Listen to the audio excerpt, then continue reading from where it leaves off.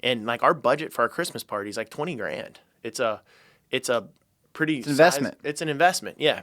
Welcome to the Reimagining Home Services podcast. I'm Brady Jolly with my partner and COO, Scott Sharrock. We lead a rapidly growing plumbing, HVAC, electrical, and water cleanup business, and we're on a mission to run a $100 million company. Join us as we walk through the challenges, decisions, and lessons that come with that journey. All right, welcome back.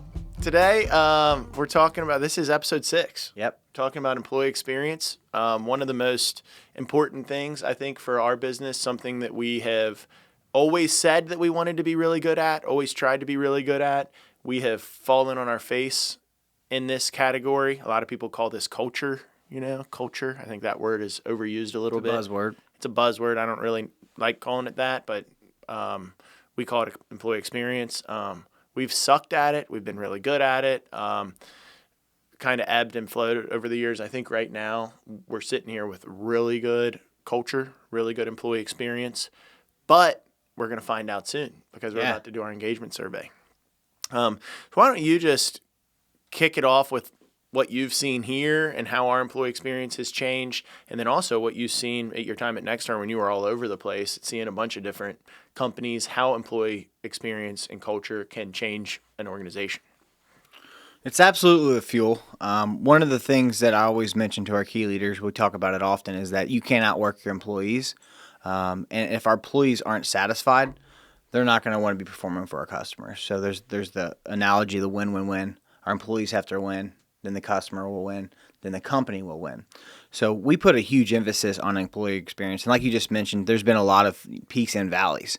There's been times where we've really thought we had it hammered and we couldn't be on the opposite side of it. I have had the ability to be at many shops. What you will find is the companies that have the best employee experience or best culture perform the highest. Totally. And some of that's subjective. By employee experience, high scores, that doesn't mean lack of accountability. That means that they have people there that are satisfied, that want to continue to work there, that see their future there. One of the key metrics we talk about is the employee willing to stay for 3 years at least? That's a really important metric. We'll talk about that in a minute and how we get that feedback. What I like to see is what are the communication cadence rhythms? That's something that we do really well here, is how often are we receiving feedback? How often are we having touches with every employee from top to bottom? So one of the things that we do to make sure our employee experience is great is everyone in the company has a weekly one-on-one, which allows that person for us to serve them as leaders. So each manager meets with all their employees, all their direct reports, is able to see where they're at, what direction they're going in, how we can help them. And then we also, in our one-to-ones, we do have performance coaching, which I believe that the best employees want to be coached, wants to be trained. 100%. Those that don't probably won't fit the culture, probably won't fit the place that they need to be. Yeah, I've seen the culture change here from, I used to think that culture was kind of a couple things. I thought it was making a workplace that was easy. Yeah. I probably wouldn't have described it that way, but when I look at the things early in my career that I was doing to try to have a good culture, they were all making an employee's life easier. Yeah. He was like, hey, what do you love about working at Jolly? Oh, it's easy. It's an easy place to work. Well, that's a horrible culture. You just said it. High-performing organizations usually have the best culture. So we were getting this kind of like people liked working here because it was easy. There wasn't much expectation. I think there was a time, too, right before that, when we talked about peaks and valleys. Before it was easy, it was extremely hard. So hard. Like the original Jolly days it was 24/7. Everyone was on call. We were going to run every call no matter what. Burn and churn. Burn and churn. Like if you were going to be here, you were going to work late, you were going to work a ton of overtime, and then we overcorrected. And then you weren't going to work here for long because it was just crazy. So from unsustainable hard to way too easy. Way too easy, leniency, no accountability. Yeah. So I thought that building a good culture at first, early in the career, was that and like having good snacks, having a basketball court, having a cool-looking facility. It's not enough. It's not enough. That's all part of it. Like, sure. Cool facility. I think in 2015 when we redid our facility and built a basketball court in it, made it this kind of state-of-the-art looking thing, ton of glass. It's a place you walk into. You don't really, when you walk into it, the last guess of where you're at would be a plumbing office. Yep. It doesn't have that general vibe. That was a big part of, that was like the start of let's build a really good culture. Mm-hmm. And then we stopped there for a minute, for a couple of years. It's like, oh, we got a basketball court in our office. We got a good culture. Well, we weren't communicating well. We weren't having one-to-ones. Nope. We would go months without ever even talking to an employee in the field that was a direct report of ours. Our communication rhythms were just poor. We weren't tracking our culture. We weren't doing any type of survey to track and see truly how people felt. Our turnover was high. People would leave and we wouldn't understand why because we hadn't talked to them. So I think how I've seen it change and evolve is, I guess it's just the opposite of that, but setting a budget for culture, having an employee experience manager that tracks, engages with that, talks about it with me in our one-to-one. Her and I have a one-to-one every week where we talk about culture. We have our fingers are on the pulse constantly. We do an engagement survey once a year to survey our team anonymously, and really fun events, really good snacks that they get for free, cool basketball court, cool office. Like that's like the over and above stuff that I think helps, but it certainly doesn't mean that we have a good culture. One of my favorite things that our employee experience manager does is the stay interviews. So typically you'll have companies that will do exit interviews, which we do that as well. Like if someone's leaving, we want to know why, what was the misses, how can we get better. We want to make sure that relationship or that bridge is strong. And then we also want to make sure that we get the feedback from the exit interview, how we can make it a better experience for the people that are here. But why don't you tell us a little bit about the stay interviews and like, what is that? What's a stay interview? Stay interviews are so cool. It's simple. We interview everybody that leaves. Obviously you get an interview when you come to before you work for the company, but we were finding that we weren't ever talking to our high performers that we love, that we hope are here forever. We weren't having other than our one-to-ones, which is with your manager, we weren't having like a third-party conversation with them. Yeah. So it's a Nexstar thing. It's coached in a lot of the recruiting and retaining workshops you go to through Nexstar, and we loved it. We grasped onto it. You simply sit down with people that are doing great at work, and it's important it's a third party, not like your direct manager or the owner or the ops leader. It's great to come from HR, employee experience. Say, hey, what do you like about working at Jolly? What are some challenges? Yeah. What have you noticed? What would you do different if you were running the company? What do you love about your manager? What are some challenges you have with your manager? What's a perfect day at Jolly look like for you? And then what happens, the communication channel there it's way different than a one-to-one. Things just open up and it's all the greatest things they've ever heard. Like people, if you ask them, what would you change at Jolly? If you owned it, if you ran it, they have 100 things they'd change. It's really great feedback. We've learned so much from it. And then Molly, our employee experience manager, captures all that and sends it off to me, you. She does a great job with it. Super in detail. And the manager. And then it's just great insight into how to coach that person further. The other layer that she's adding now, I don't know if you know this, she's adding the ride-along layer. Yeah. So if it's a technician that is in a truck, she's doing the stay interview while riding along with them. So she's going to ride along with them. They'll have a little break in the day to do the stay interview, and then she's going to film them, post that on our Discord, our communication channel. I'm super pumped about that. What about from an operational standpoint? Once the manager gets that feedback, what are they doing with it? Yeah, so before I dive into the manager feedback, one thing that I will say is this is such a better bridge than trying to load an employee at an annual review. And I think oftentimes we try to get that feedback loop in an annual review, and it's too performance-based to really get that and that third-party feedback. But to answer your question of what we're doing with it, one, it's very transparent, so I actually get to see it. The manager gets to see it. And oftentimes, there is some discretion there. Like if something's said in private, it depends on what it is. But we're usually fully transparent. We come in with technicians and address the problem and what can we do to make this better. There's been so many conversations that have come from stay interviews that's really changed how we approach like bigger problems. So I think of pay plans. Those have come from stay interviews. I think of like how we handle on-call, how we handle types of equipment, what we're going to do, what can make their job easier or better. Because oftentimes that might not come up in an annual review or one-to-one. Like if we're talking about those bigger topic things. So there's a lot of things that come from them. What I will say is what I like about it is you're attacking the person that isn't the squeaky wheel in a positive way. We all have squeaky wheels, and we need squeaky wheels, and we enjoy a lot of them. But I want to hear from the people that don't always have a problem. And most of the time, that's where you get the feedback because it's a problem or an issue, and then they're offering a solution. Yeah, what do they say? That 80% of your problems come from 20% of your people. Yep. So let's talk to the other 80% who all of our problems don't come from. We're not talking to them a lot. They're not the squeaky wheel. And then let's see why they're not the people that are creating a lot of the issues and challenges that we have to deal with, and let's duplicate it. The employee, I want to sit on the employee experience manager role in general. Yeah. I think we hired that role. We really hired it as a part-time recruiter first when we were about $5 or $6 million.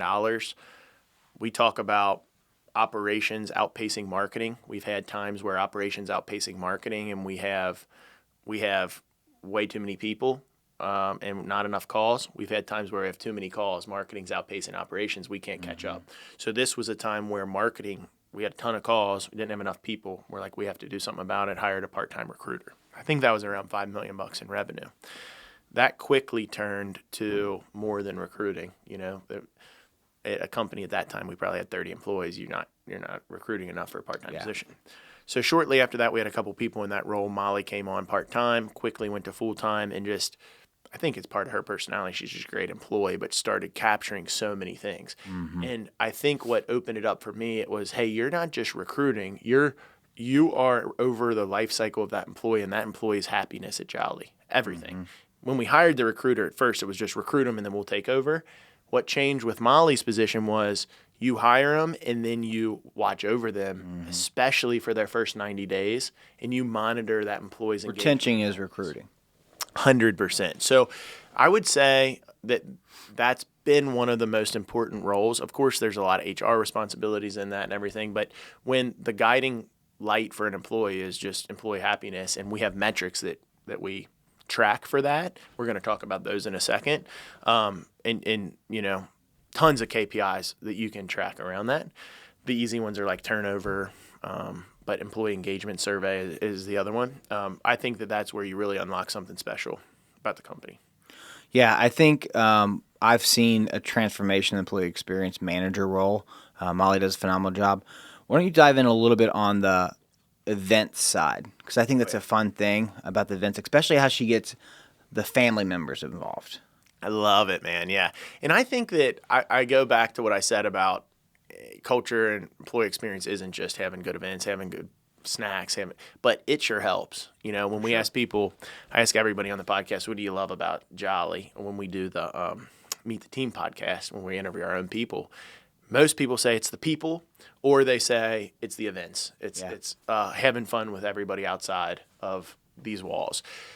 So Molly's responsible for 12 employee events a year, so one a month. So January, it was as simple as she did a gift card giveaway with questions about Jolly. So, question might be something like, it might be take a picture with a coworker not in your department doing something silly, So people are finding each other, taking goofy pictures, and then whoever submits a picture in our Discord channel, we pull out of a hat and they win a $100 gift card.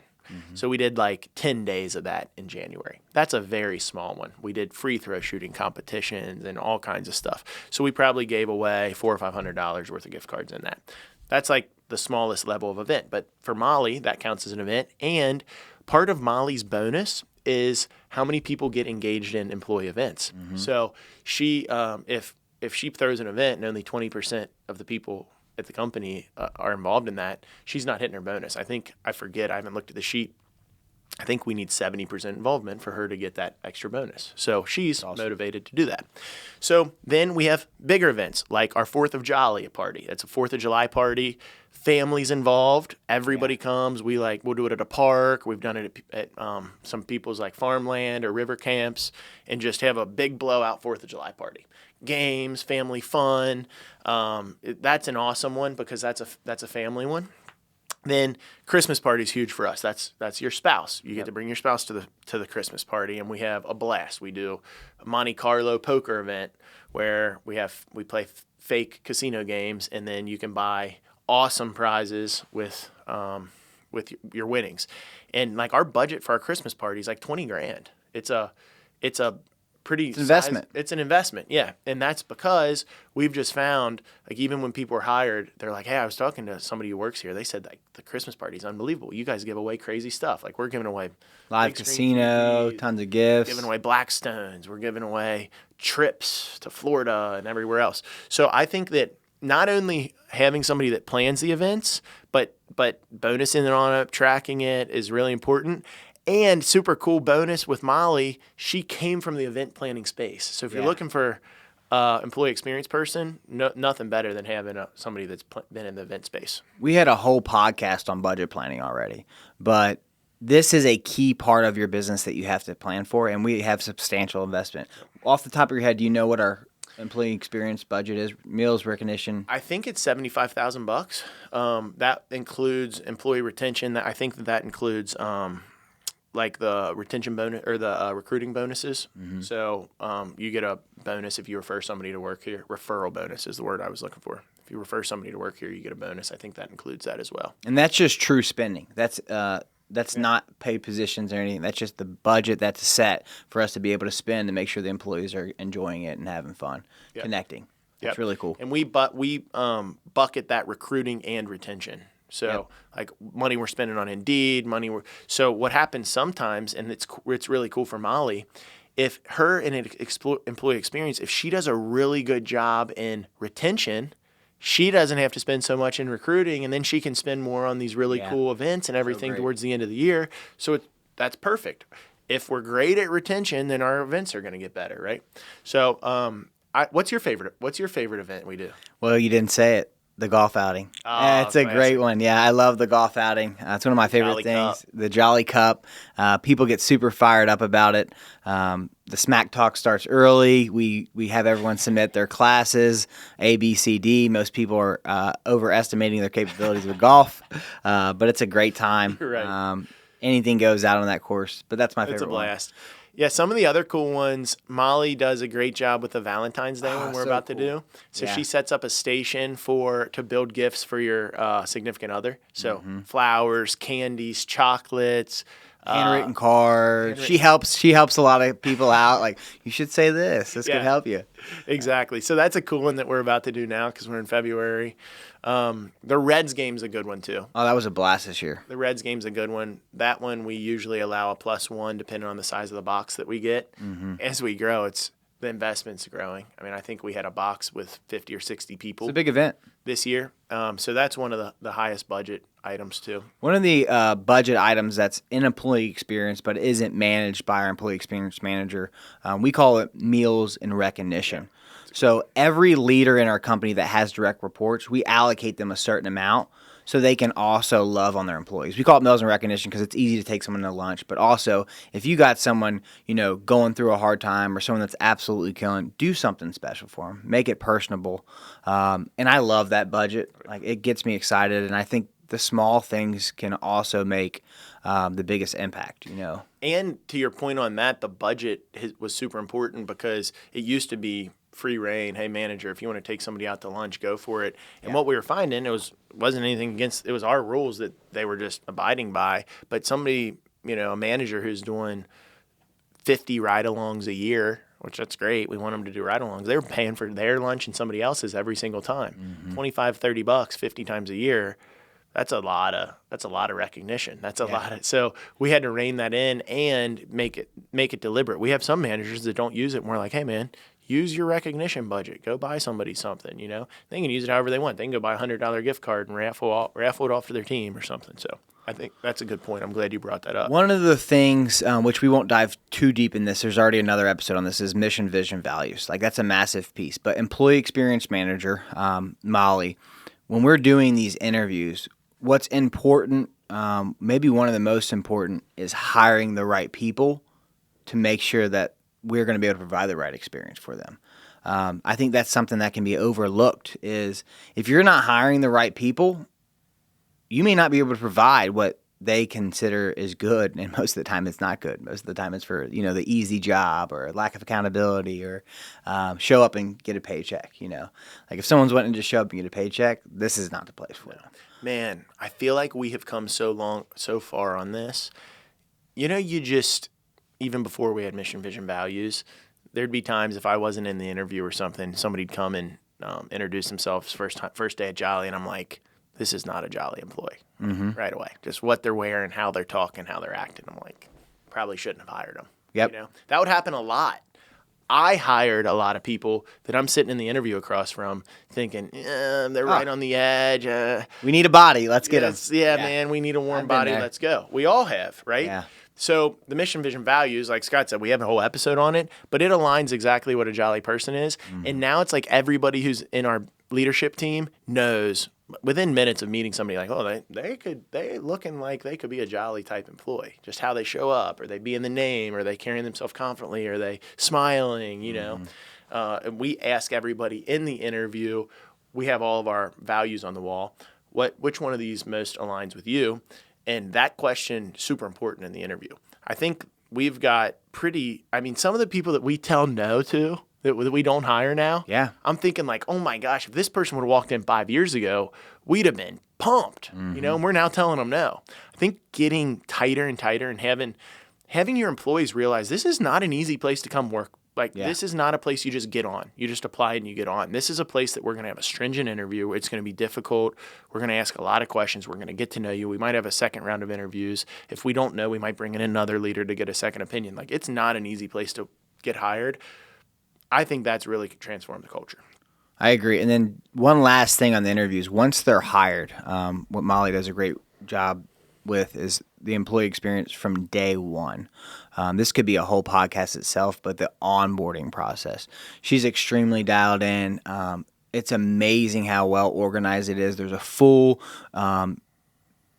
usually it's a minimum of 3 days, sometimes 2 weeks itinerary by the hour for every employee. There's a swag pack. We're getting uniforms. We're getting them excited. It's extremely clear what's going on. They're able to sign up for their benefits. They're able to get on all of our communication plans. That has been a big game changer as well, because I remember when, mostly you and I were doing the hiring, it was like, hey, show up this day, we're going to put you into a truck and you're going to ride with someone for 2 or 3 weeks, and we'll see if you like it. Yeah. Story that our plumbing manager, Daniel, our director of plumbing, tells, he's been here 11 years. Thank God that he made it through his first day. The first day he works here, he gets there, and within 15 minutes we say, hey, you're riding with George today. George was an old timer that had worked for us for a long time.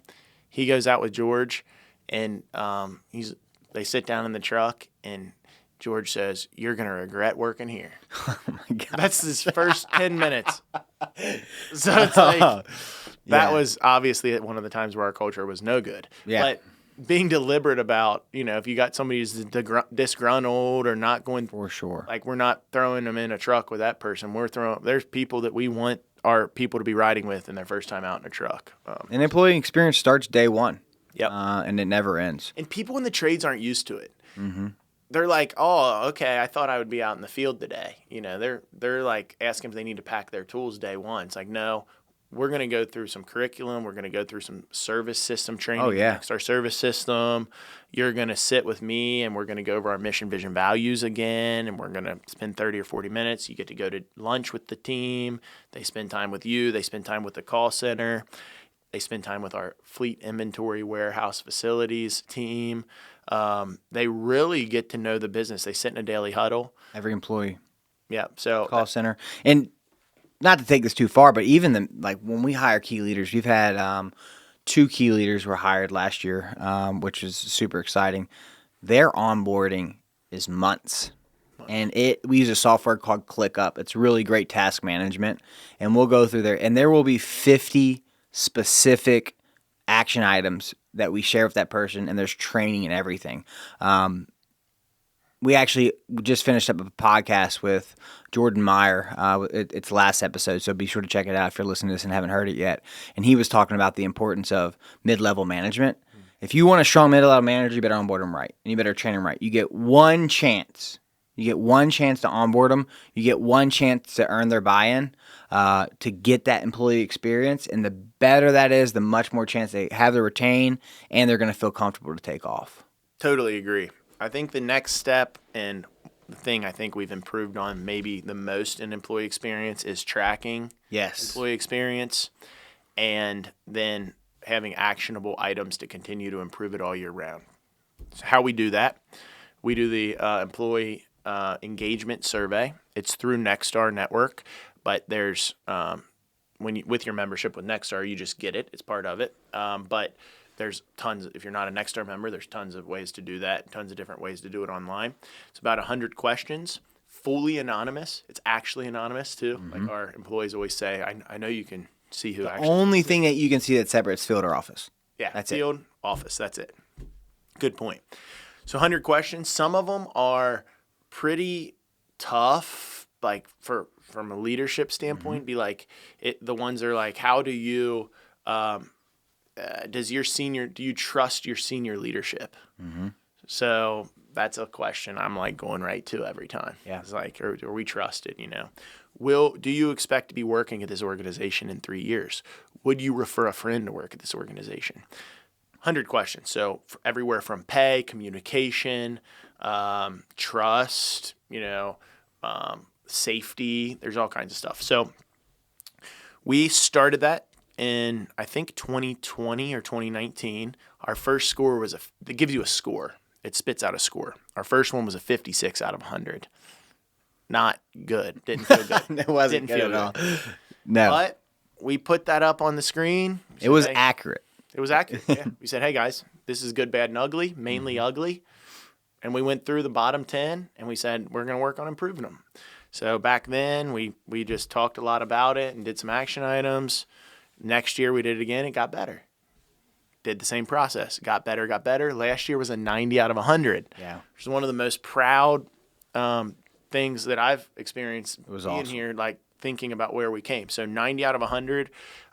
It also tracks you against the average Nexstar member, and it tracks you against the average industry company in the United States. Mm-hmm. So we were like light years above both of those. It felt really good.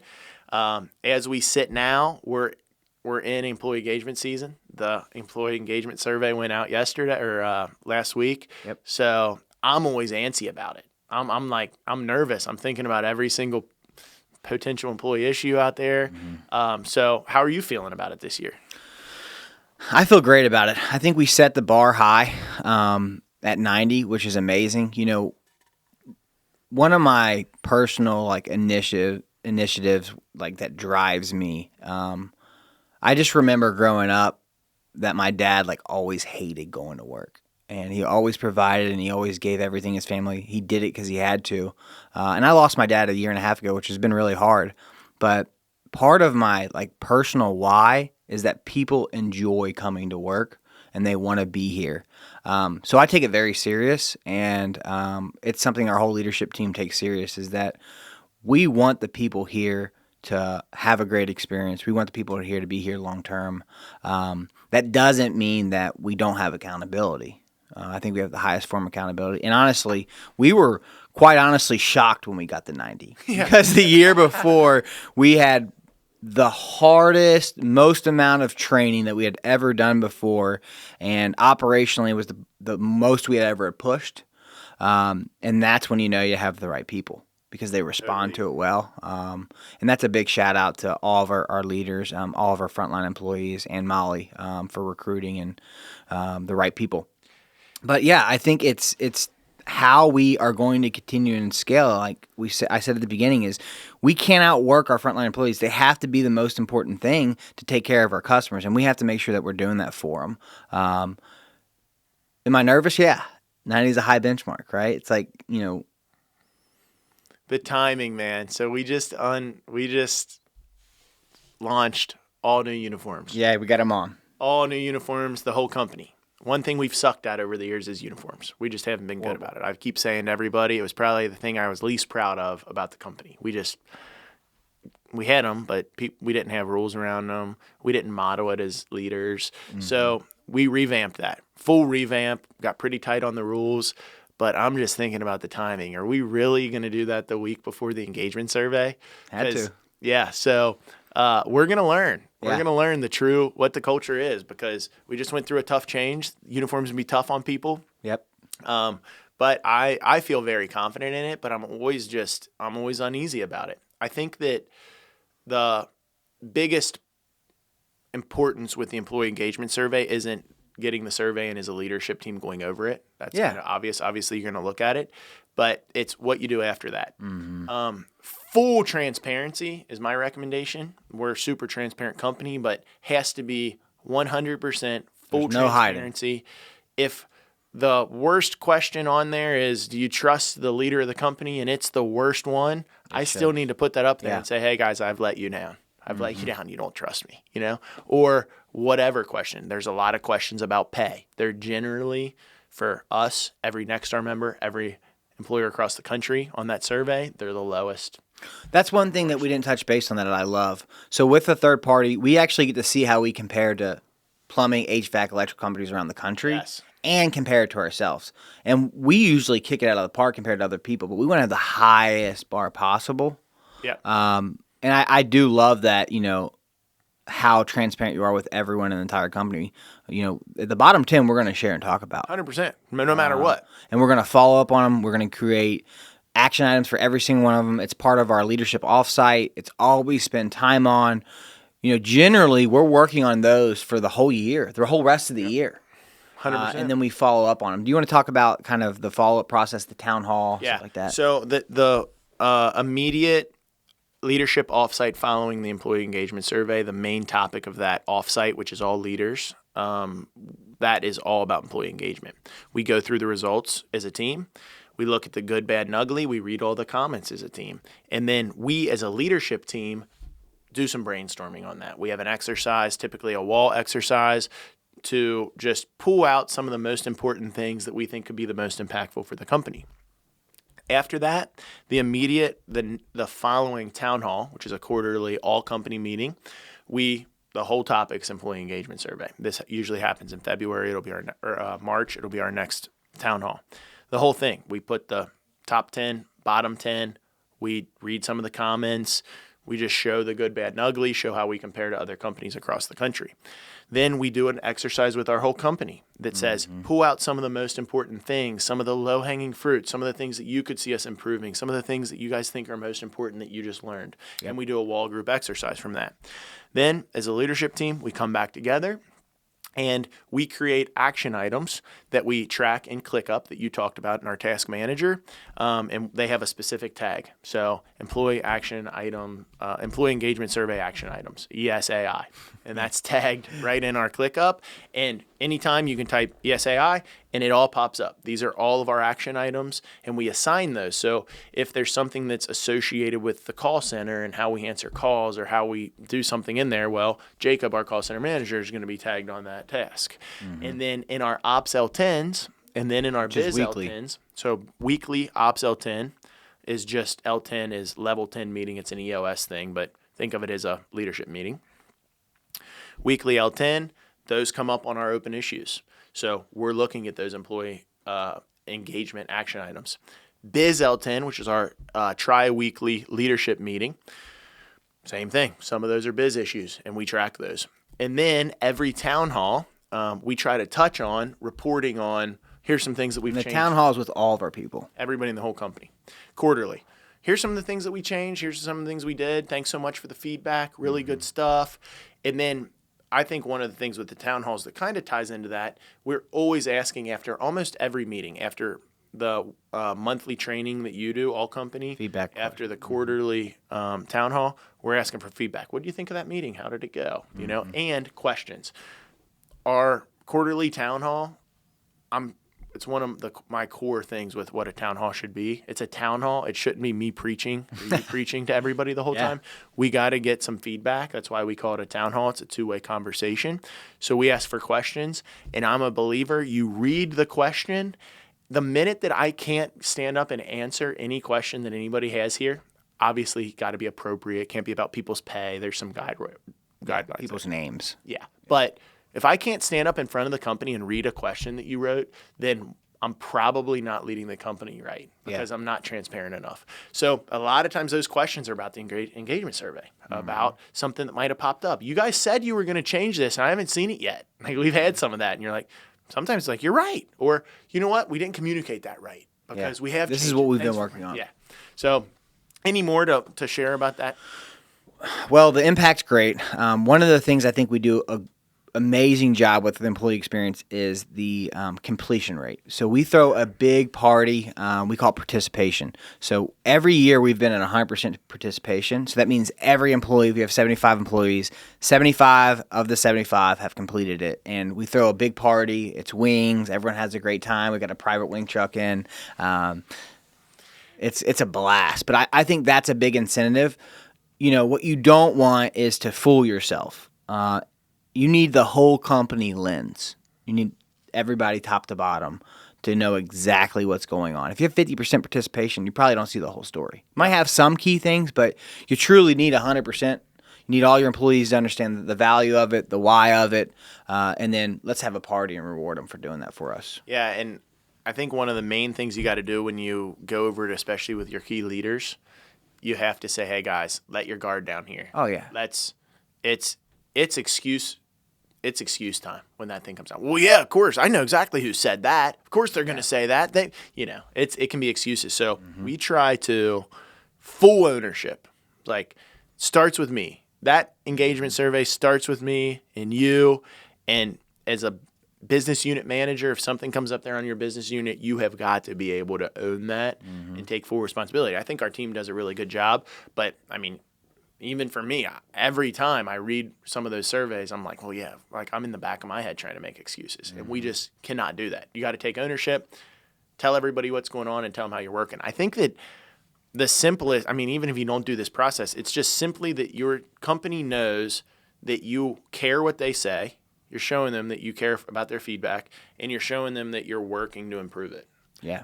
It's as simple as that. If you don't do anything, just It's ironic because that's one of the questions. Like how often are you getting feedback and what's happening with that feedback? And we've seen the momentum build. And people, that's actually one of our highest things is that they know feedback will be heard and action will be made. It's a direct question. We score high on it every time because we've earned the trust with our employees. Yep. Used to be one of the worst. Oh, 100%. The hot button items are pay and communication. Yep. Dude, some of the years I have felt like we are communicating the crap out of stuff. Like we are communicating everything, over communicating. And it says like, how effective is this company's communication? It's like one of our worst. And we're like, what? And then we dive into it. We ask people and we realize, oh, you're right. We did just implement this whole new software and didn't even tell the plumbing service team. That was poor communication. That's what I mean about the defensiveness. And there's usually something there. When you go to the town hall and you say, why'd that come up? Or let's talk about this one. Let's do a wall exercise about this one. We're confused about it. And then everybody writes exactly why it came up. It's like usually pretty clear, right? Yeah. All right. Well, I think we should go ahead and wrap up. This topic is one that I think we could talk about a ton. This is a never-ending topic. It's a topic that we're always going to be working on. I think naturally it's going to ebb and flow. It's a lot easier to have a really good culture when you're performing. We had a good performing last year. Everybody's making good money. You know, they're getting rewarded because they're hitting bonus because we're financially. So it's more challenging when things are not going well. We kind of saw that in 2024. I think that's what I was so proud of about our 2024 engagement score. So we're going to do another episode on this when we get the results. And we're going to talk about the results, and we'll talk about good, bad, and ugly, and we'll just share it on the podcast. Absolutely. Last thing is, if you wouldn't mind, we'd love for you to subscribe on YouTube, share the podcast, follow us on YouTube and Spotify and wherever you find your podcast. Thanks so much. of Reimagining Home Services. We're super excited that we'll have 3 episodes every month come out. They're going to be on all your major platforms, Spotify, Apple, YouTube, and also leave a comment if there's a topic that you'd like us to cover.